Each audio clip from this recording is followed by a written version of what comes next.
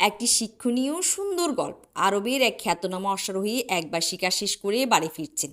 চারিদিকে নির্জন ধুধু প্রান্তর।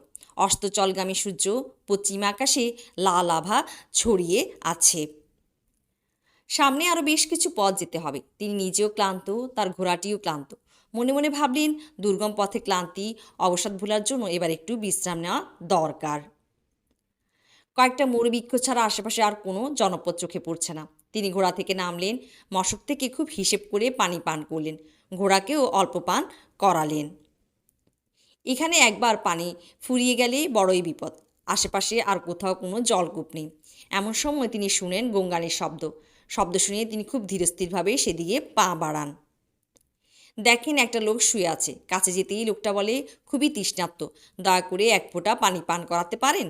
অশ্বারোহী তার মশক নিয়ে এসে লোকটাকে পানি পান করান।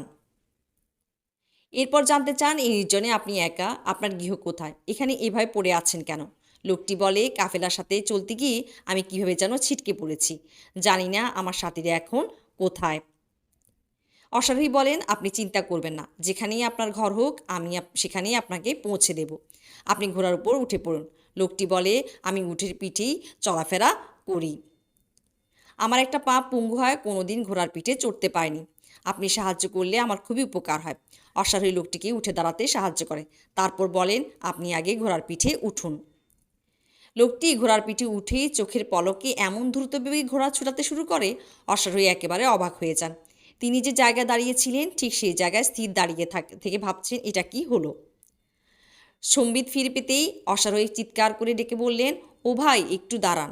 আপনি আমার ঘোড়া, আমার শিকার সব নিয়ে যাবেন, যান, কিন্তু যাওয়ার আগে শুধু আমার একটু কথা শুনে যান। লোকটি ছুটন্ত ঘোড়ার গতি একটু কমায়, তারপর বলে, বলুন, যা বলা তাড়াতাড়ি বলুন। অশ্বারোহী বলেন, দয়া করে এই ঘটনাটি আপনি কাউকে বলবেন না। লোকটি বলে, কেন বলবো না? এত বিখ্যাত একজন অশ্বারোহীর অশ্ব বোকামির জন্য খোয়া গেছে, এটা জানলে মানুষ আপনাকে নিয়ে হাসাহাসি করবে। আপনার এতদিনের খ্যাতি নষ্ট হয়ে যাবে। আপনি চান না আপনার খ্যাতি বীরত্ব নষ্ট হয়ে যাক, তাই না? অশ্বারোহী বলেন, না, সেটা না। একজন মানুষের বিপদে আরেক মানুষ সাহায্য করবে, এটাই তো স্বাভাবিক। কিন্তু এই ঘটনাটি শোনার পর মানুষ সাবধান হবে, এটা ঠিক আছে, কিন্তু মানুষের প্রতি মানুষ যে বিশ্বাস হারাবে, সেটা আমি চাই না। হিমালয়ের সমস্ত তুষার গলে যাক, সমুদ্র শুকিয়ে যাক, রাতের তারাগুলো হারিয়ে যাক, কিন্তু শুধু চাই না যে মানুষকে মহান সৃষ্টিকর্তা এত সম্মান আর মর্যাদা দিয়েছেন, সে মানুষের উপর মানুষের বিশ্বাসটুকু যাতে নষ্ট না হয়ে যাক। গল্পের নৈতিক শিক্ষা। মানুষের প্রতি মানুষের বিশ্বাস ও ভালোবাসা এই পৃথিবীকে এত সুন্দর করে মায়ের বন্ধনে জড়িয়ে রেখেছে ও বসবাসযোগ্য করে তুলেছে।